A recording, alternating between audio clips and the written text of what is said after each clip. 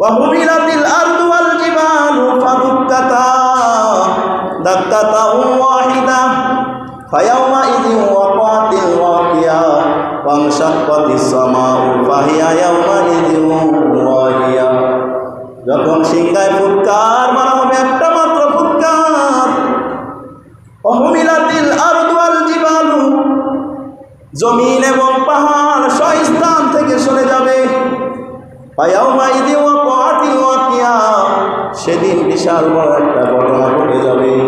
ওয়ানশাক্কাতিস সামাউ, আসমান ফেটে চৌচির হয়ে যাবে। অন্যত্র আয়াতে বলেন ইযাস সামাউল ফাতারাত, যখন আসমান ফেটে যাবে। ওয়া ইযাল কাওয়াকিবু ইনতাসারাত, এবং নক্ষত্রগুলো একেবারে বিক্ষিপ্ত হয়ে যাবে, খসে খসে পড়ে যাবে। ওয়া ইযাল বিহারু ফুজ্জিরাত, এবং পৃথিবীর যত সমুদ্র আছে, যত নদী আছে, সব সমুদ্রগুলো নদীগুলো একাকার হয়ে যাবে। ইসরাফিলের এই সিংহার ফুৎকারের আওয়াজে পুরা পৃথিবী লণ্ডভণ্ড হয়ে যাবে। সূর্য তার আলো হারিয়ে ফেলবে, চন্দ্র তার আলো হারিয়ে ফেলবে, তারকারাজিগুলো আসমান থেকে খসে খসে পড়ে যাবে, পাহাড়গুলো শূন্যে ভাসতে থাকবে, জমিন ফেটে চৌচির হয়ে যাবে। এমন একটা বিভীষিকাময় অবস্থা যখন সৃষ্টি হয়ে যাবে, তখন মানুষ একেবারে ভীত হয়ে যাবে, ভীত হয়ে যাবে।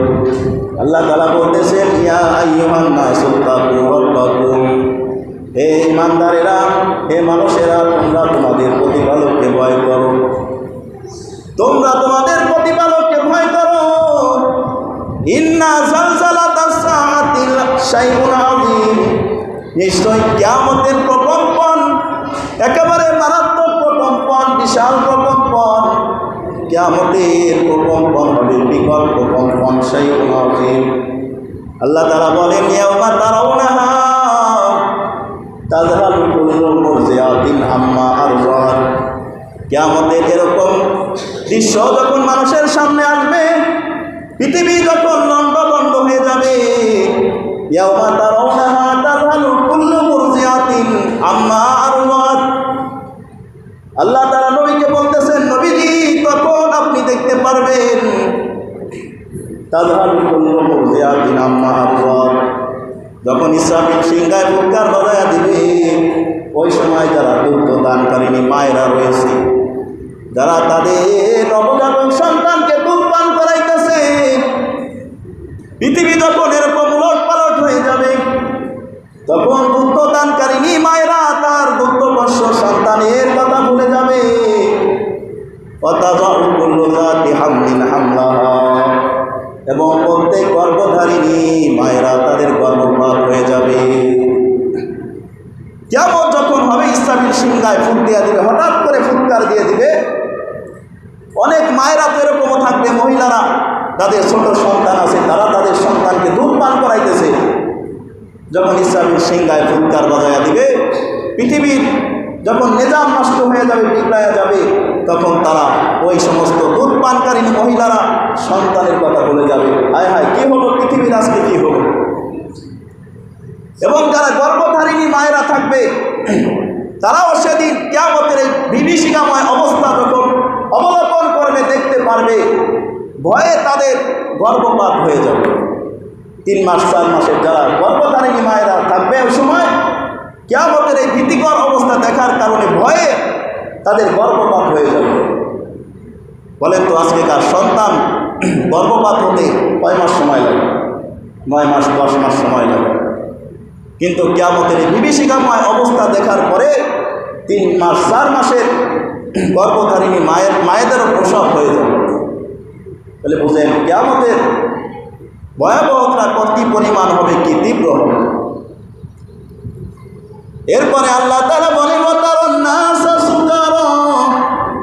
এরপরে আল্লাহ তাআলা ডাক দিয়া বলতেছে নবীজি, সেদিন মানুষকে আপনি দেখতে পারবেন, মনে হয় তারা নেশাগ্রস্ত।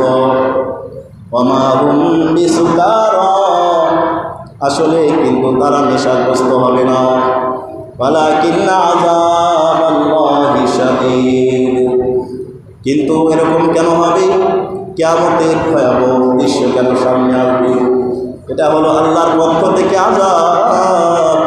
নিশ্চয়ই আল্লাহর আযাব বড় কঠিন। কিয়ামত এটা হলো আযাব। এই আযাবের বিভীষিকাময় অবস্থা দেখে মানুষের এই পরিণতি হবে। আল্লাহ তাআলা সূরা জিলজালের ভিতরে বলেন, ইযা যুলজিলাতিল আরদু জিলজালাহা,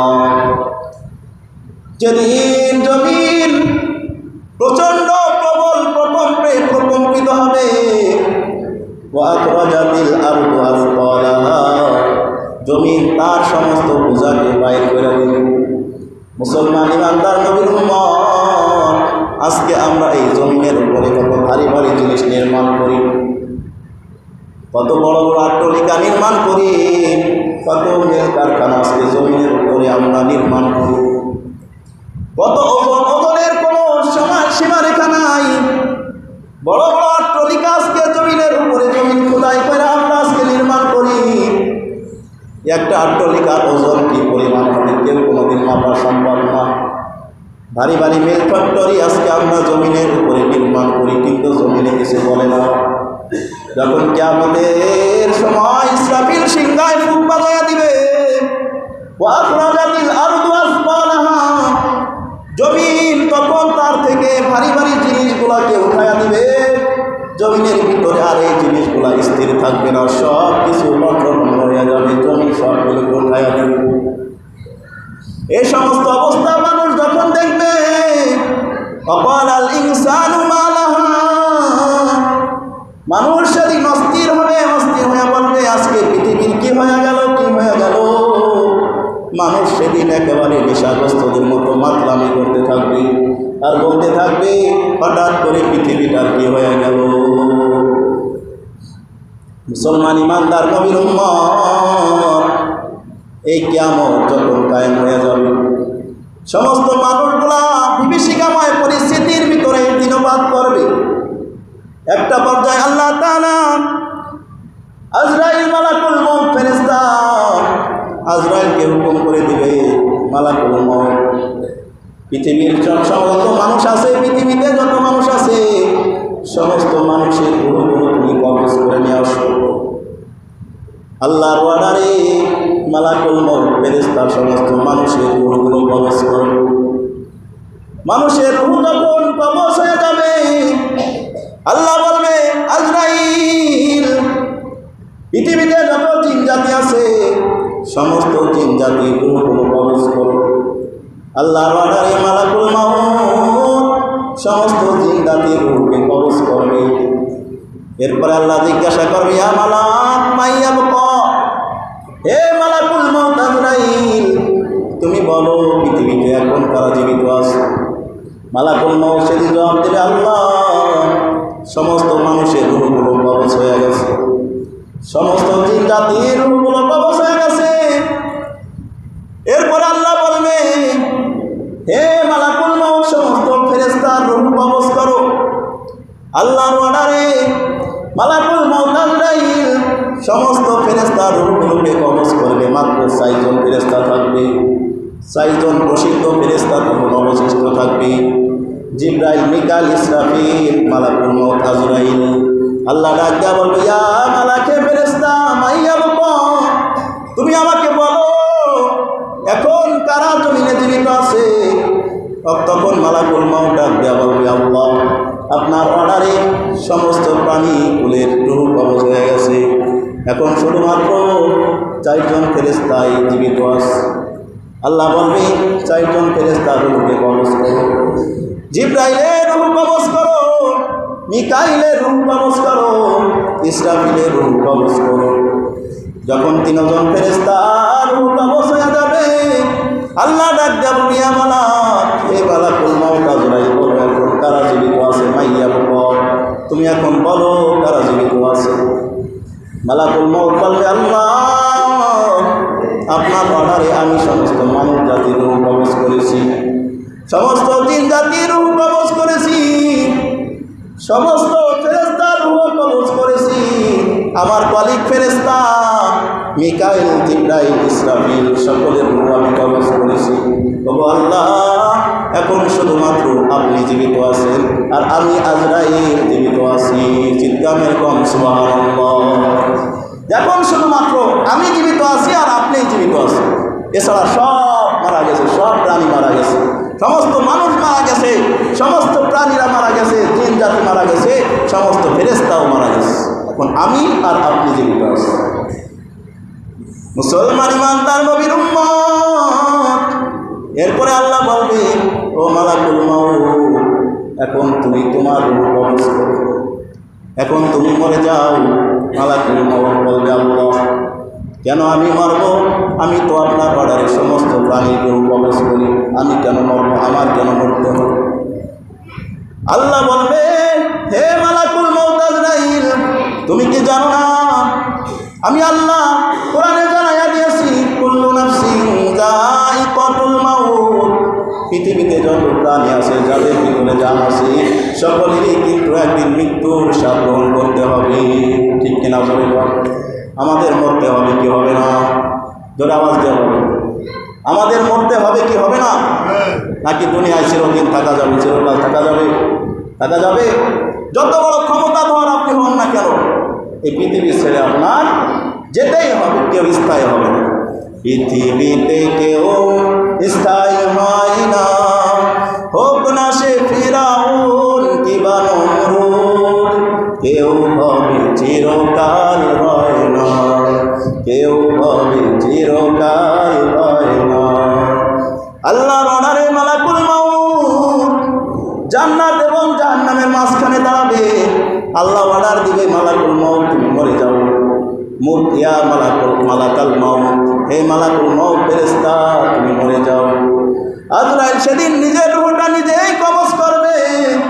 নিজের রূহটা কবজ করতে যাইয়া আজরাইলের এত কষ্ট হবে, এত কষ্ট হবে।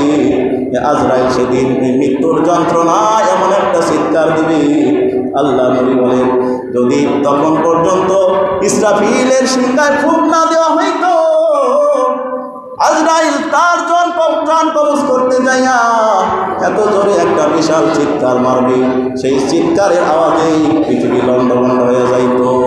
সুবহানাল্লাহ। আজরাইল মালাকুল মাউত সেদিন এমন চিৎকার মারবে, ইসরাফিলের সিংহার তখনও না বাজানো হইতো, তবে এই আজরাইলের চিৎকারে কিয়ামত হয়ে যেত। এত বিকট আওয়াজ হবে আজরাইলের জান কবজ যখন সে নিজে করবে। এই কারণে মুসলমান কেউ দুনিয়ায় থাকতে পারবে না, কেউ দুনিয়ায় থাকতে পারবো না। ওই দুনিয়া থেকে, মায়ার এই দুনিয়া থেকে আমাদের ওই কবরে যেতে হবে। একদিন মাটির ভিতরে হবে ঘরে মন আমার, কেন বান্ধ দালান ঘর? একদিন মাটির ভিতরে হবে ঘরে মন আমার, কেন বান্ধ দালান ঘর? প্রাণ পাখি উড়ে যাবে পিঞ্জর ছেড়ে, ধরা দমে সবই রবে তুমি যাবে চলে। বন্ধু বান্ধব যত, মাতা পিতা দ্বারা সুত, সকলে হবে তোমার পরে মন আমার, কেন বান্ধ দালান ঘর? ঠিক কেনা বলি? কেউ ছাড় পাবে না, সকলেই ওই কবরের পথে যাত্রী হতেই হবে। কিয়ামতের ময়দানে সকলে ঘুরতেই হবে। মুসলমান ইমানদার নবীর উম্মত, যখন তামাম পৃথিবী একেবারে ধ্বংস, কোনো মাখলুক জীবিত নাই, মানুষ জীবিত নাই, জিনও জীবিত নাই, ফেরেশতারাও জীবিত নাই, একমাত্র শুধুমাত্র আছেন কে? জোরে কর। কুল্লু মান আলাইহা ফান ওয়া ইয়াবকা ওয়াজহু রাব্বিকা যুল জালালি ওয়াল ইকরাম।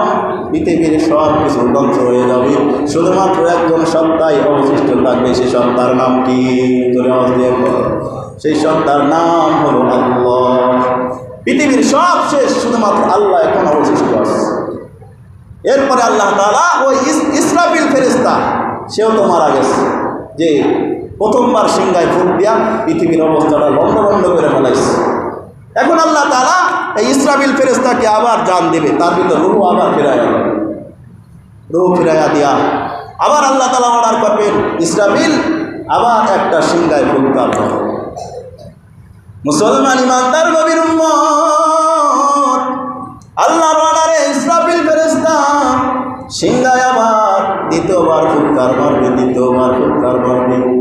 দ্বিতীয়বার যখন ফুৎকার মারবে, যত প্রাণী একেবারে আদম আলাইহিস সালাম থেকে শুরু করে পৃথিবীর সর্বশেষে যে লোকটা পর্যন্ত মারা গেছে, সব মানুষগুলো কিয়ামতের ময়দানে আবার একেবারে উদ্ভিদের মতো, ঘাসের মতো উঠতে থাকবে। সুবহানাল্লাহ। আল্লাহ তাআলা বলেন, মিনহা খলাকনাকুম ওয়া ফিহা নুঈদুকুম ওয়া মিনহা নুখরিজুকুম তারাতান উখরা। আমি আল্লাহ তোদেরকে মাটি হতে সৃষ্টি করেছি, ওয়া ফিহা নুঈদুকুম, এই মাটির ভিতরে তোদেরকে আবার দ্বিতীয়বার যেতে হবে। ওয়া মিনহা নুখরিজুকুম তারাতান উখরা, এবং এই মাটি থেকে তোদেরকে আবার দ্বিতীয়বার সৃষ্টি করা হবে। সুবহানাল্লাহ। বলেন তো আমাদের দ্বিতীয়বার উঠতে হবে কি হবে না?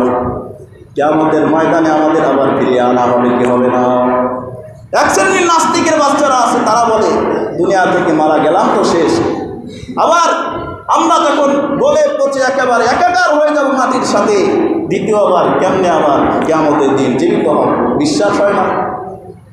আমি বলতে চাই, এদের মস্তিষ্ক খারাপ হয়ে গেছে, এদের মস্তিষ্কের পাওয়ার কমে গেছে, মস্তিষ্কের ভিটামিনের অভাব আছে। তারা এটা বুঝে না। তুই তো একদিন ছিলি না, দুনিয়ায় একদিন ছিলি না, তোর কোনো নমুনা ছিল না। যে আল্লাহ তোকে প্রথমবার নমুনাবিহীন সৃষ্টি করেছে, দ্বিতীয়বার সৃষ্টি করা তো নমুনার সামনে থাকবে। দ্বিতীয়বার সৃষ্টি করা আল্লাহর কাছে কোনো কষ্টেরই ব্যাপার নয়। এই মদার দল এগুলো চিন্তা করে না যে তুই তো একদিন ছিলি না দুনিয়ায়, তোকে আল্লাহ প্রথমবার কেমনে সৃষ্টি করছে। প্রথমবার যে আল্লাহ সৃষ্টি করতে পারছে, সে আল্লাহ দ্বিতীয়বার সৃষ্টি করতে কোনো অসুবিধা হবে কি বলেন আপনারা? অসুবিধা হবে? দুনিয়ার দৃষ্টিতেই দেখেন, এক কোম্পানি একটা জিনিস আবিষ্কার করল, যখন একবার আবিষ্কার হয়ে যায় দেখবেন এটা পুরো পৃথিবী ভরে যায়। কারণ পরে আর আবিষ্কার করা, তৈরি করা কঠিন হয় না, প্রথমবারই একটু কঠিন হয়। মুসলমান